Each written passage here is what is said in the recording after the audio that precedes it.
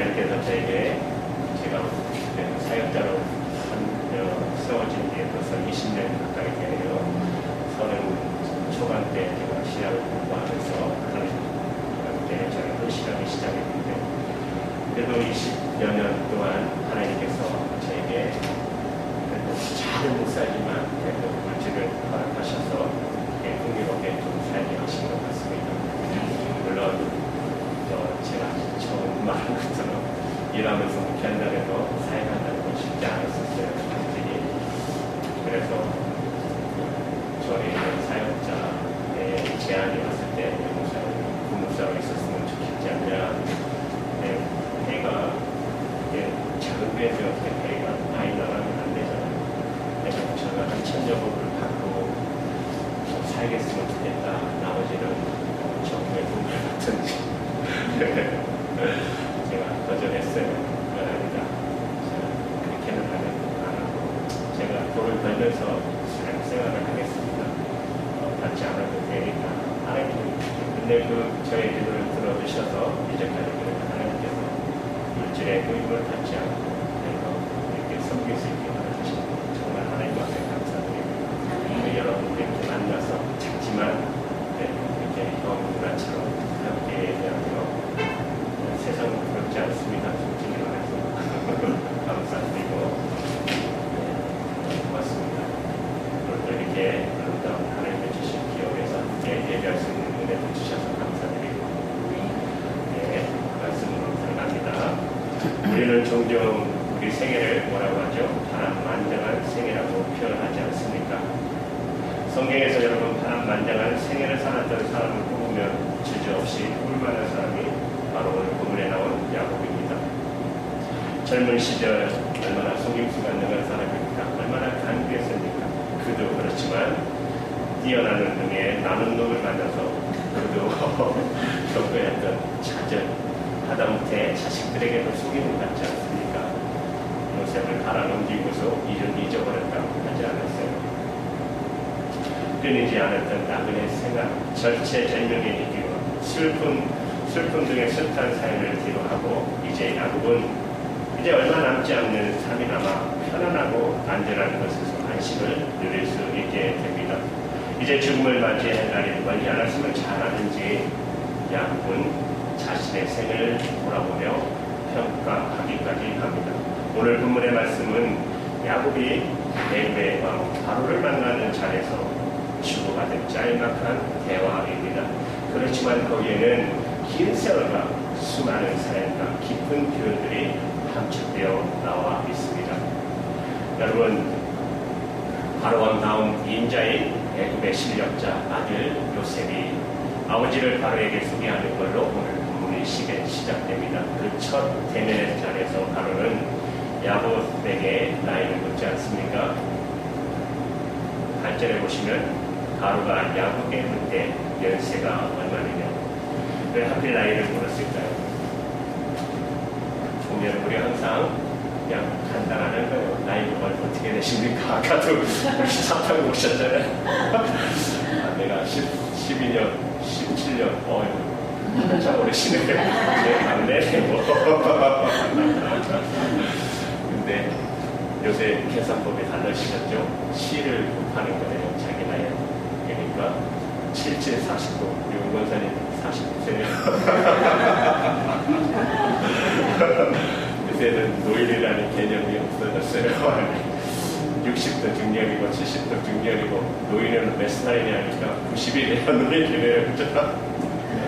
그런 차원에서 이해될 수 있는 것입니다.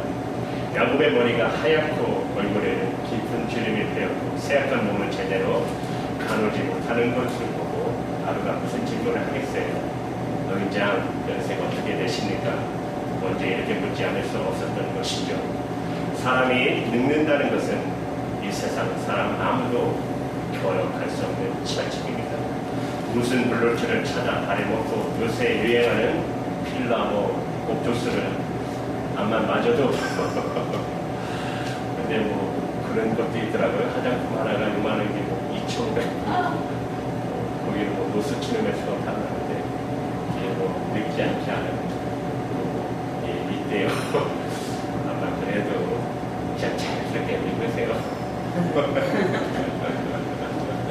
늙지 않은 사람이 어디 있겠어요? 그런 거 쓴다고 해서, 그죠? 젊은 시절에는 그렇게 뛰어날고지던 야곱도 이제 늙어서 힘없는 노인이 됩니다. 사자와 용맹을 다투던 여러분 장사도 늙으면 쇠약해지고 아름다운 여인도 세월을 나눌 수가 없는 것입니다. 그래서 늙으면 더 이상 자신의 능력으로 지탱할 수가 없는 것입니다. 용사는 용맹과 힘으로 인정을 받고 미인은 아름다운 용과 재산이 되지만 힘과 유무를 잃어버린 어르신들은 무엇으로 인정받을 수 있겠어요? 어르신들이 자신을 지탱할 수 있는 힘은 지금까지 살아오면서 남긴 흔적, 내가 어떻게 살아왔는가 하는 것이죠. 우리 김충일 장로님 지금도 청년 같으신데 우리 20살 청년 때 그 유명한 일화 있지 않습니까?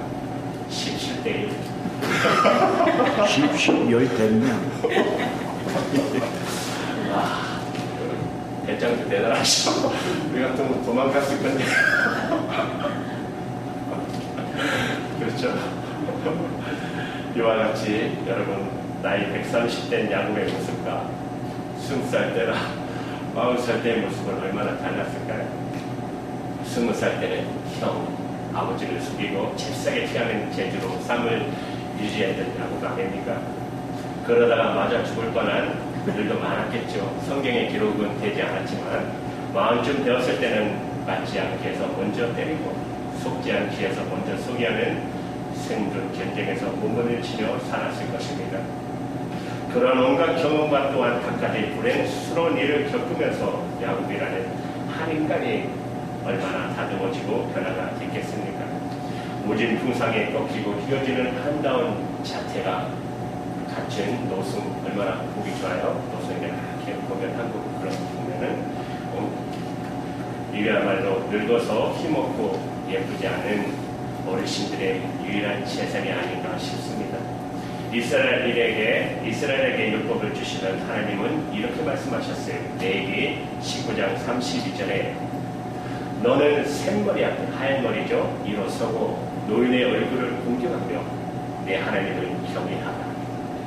우리는 그렇게 고통과 아픔의 세월을 살아온 어르신들을 존경하고 공경해야 하는 것입니다. 그리고 다음 세대에게 존경받는 우리도 어른이 되어야 하지 않겠습니까?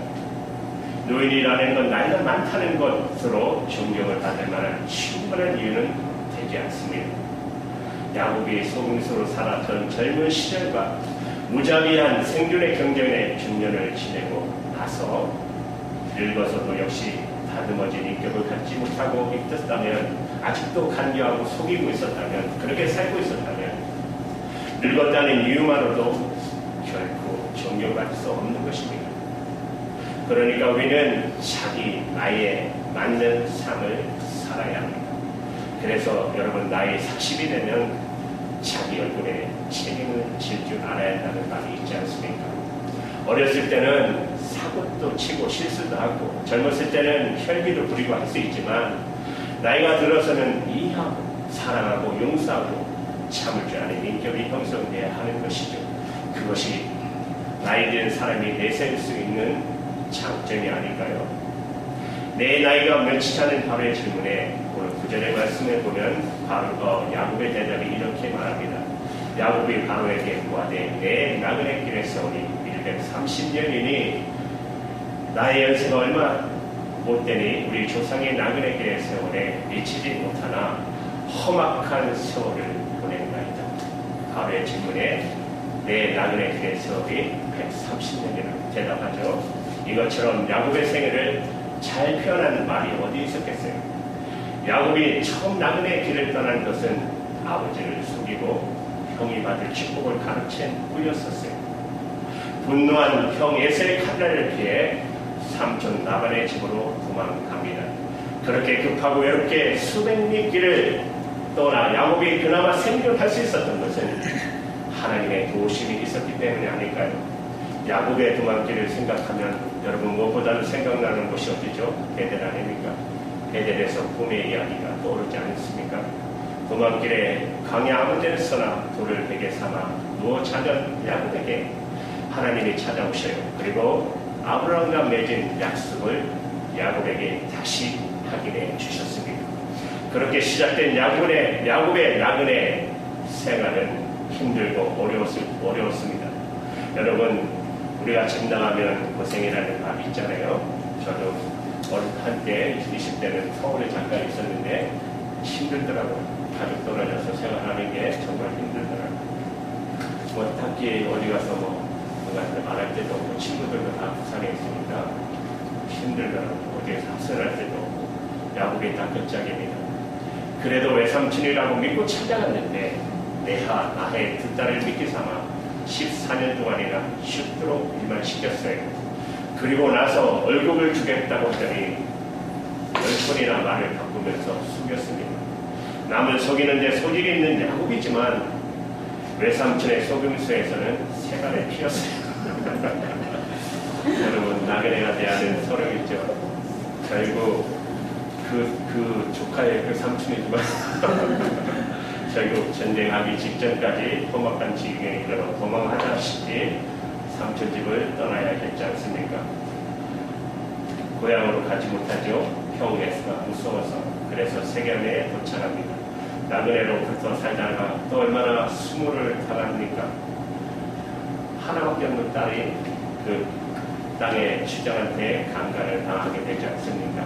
그로 인해 형들이, 오빠들이 화가 나서 주장과 주장의 아들을 죽이지 않습니까? 무자비하게 묵살하잖아요. 어떻게 해요? 또 다시 그 땅을 도망칠 수밖에 없었잖아요. 세겜으로 도망쳐 나와야 했습니다. 어디 한 곳 편안하게 마음 붙이고 살 곳이 없었어요.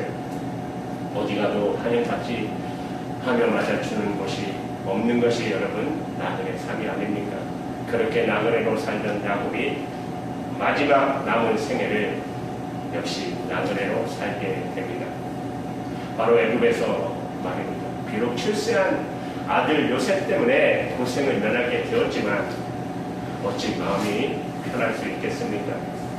그래서 야곱은 죽으면서 마지막 유언이 뭐라고 했죠? 아버지 이삭과 할아버지 아브라함이 있는 무덤에 자기를 장사해달라고 유언하며 죽습니다.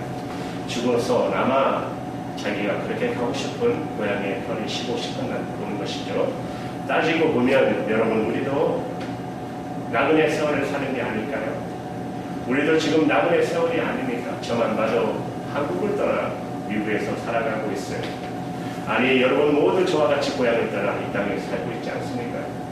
미국에서도 시애틀이라는 곳을 고향 삼아 또 살아가지만 언제 또 하나님이 떠나가라 하면 우리는 나그네같이 이곳을 떠나야 할지도 모릅니다.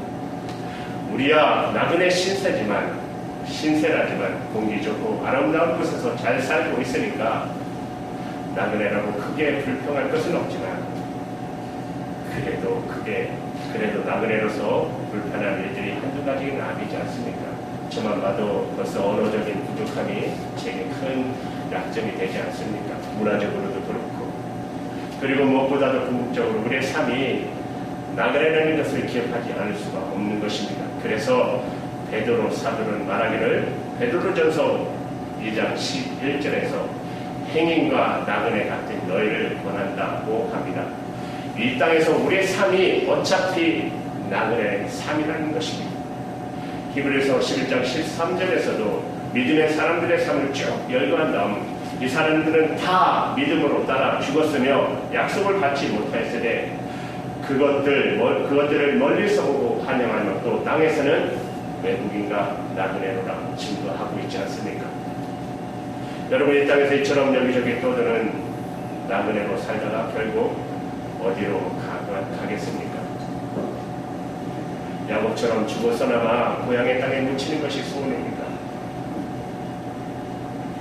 아니, 우리가 돌아갈 본향은 어디죠? 하나님의 나라. 우리 주님께서 예비해 놓으시고 우리를 기다리고 있는 것, 우리가 돌아갈 곳 바로 하나님의 나라인 것입니다. 그리고 더 이상 거기서 나그네 세월이 아닌 영원한 안식을 누릴 것입니다. 이미 가 계신 우리 함시영 목사님, 우리 오집사님, 우리 김강로 장로님 있지 않습니까? 야곱은 자신의 130년 나그네 세월의 길을 험악한 세월이라고 해고하고 있어요. 지나온 우리의 삶의 세월을 돌이켜본다면 어떻게 해고할 수 없을까요? 여러분 책 없으면 몇 권씩 쓰실 수 있으시죠?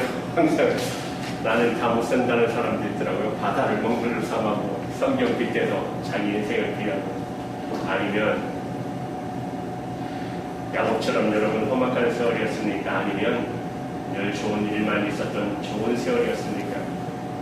그러나 분명한 것은 험악한 세월이든 좋은 세월이었든지 별로 중요하지 않습니다.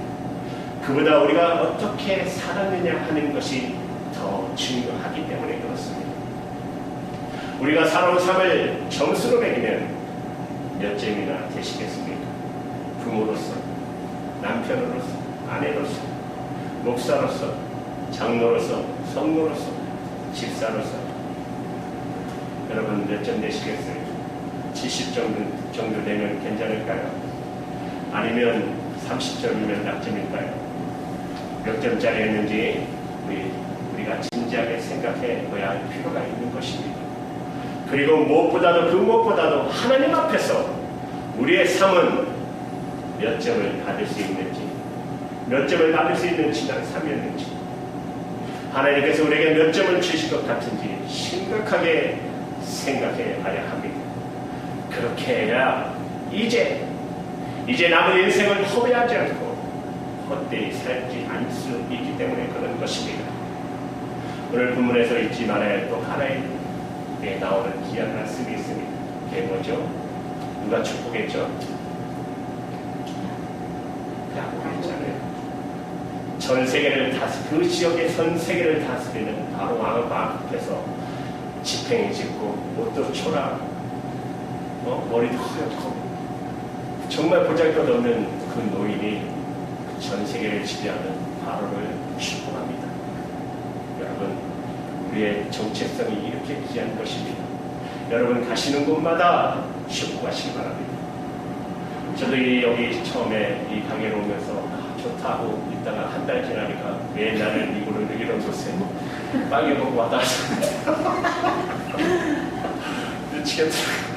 여기 와서 부인이라고 쓱 들었는데 남자가 들어오고 시애틀 시장의 부인이라고 했는데 필리핀 남자가 들어와서 우리 대시하는 분이 저분이 시장 부인이다. 아빠 하는데 엄마 하는데 남자 둘이 들어오고 돌아다니까 맨 그거예요. 처음엔 둘이는 아휴 잘못 왔다, 하나님이 잘못 보낸 것 그러면서 땅밟기를 시작했어요. 한 달 동안 그러면서 손 들고 기도했어요. 진짜 하나님 이 땅을 구원해달라. 이러려고 저를 보내셨구나. 이곳을 축복하시려고. 처음에는 왜 이곳을 했는데 하나님이 그래도 이 땅을 위해서 기도하라, 한 영혼이라도 돌아오라 보였더니만 그런 사람들만 있는 게 아니에요. 이들을 복음을 전하기 위해서 와 있는 선교사님들도 많이 계시고 교회들도 정말 열심히 일하고 계세요. 이 땅을 떠나시고 이 지역 특히 더 많이 와 계시는 것 같아요. 그래서 너 기도하라. 그래서 이 땅을 가지고 기도하는 축복의 통로가 되는 것입니다. 여러분도 마찬가지입니다. 그곳이 여러분의 사명지시고 그곳을 축복해 주시기 바랍니다. 여러분 가시면 바로왕 그분이 암만 돈이 많고 암만 권력자라고 해도 축복권은 여러분에게 있어요. 하나님의 자녀에게만 주신 특권이에요. 그러니까 여러분들이 그분들을 축복하셔야 되는 것입니다. 암만 많이 달나라를 가고 요새 부자들 경쟁적으로 가는 곳이 우주를 가고 우주 사업을 하더라고요. 암만 가봐요.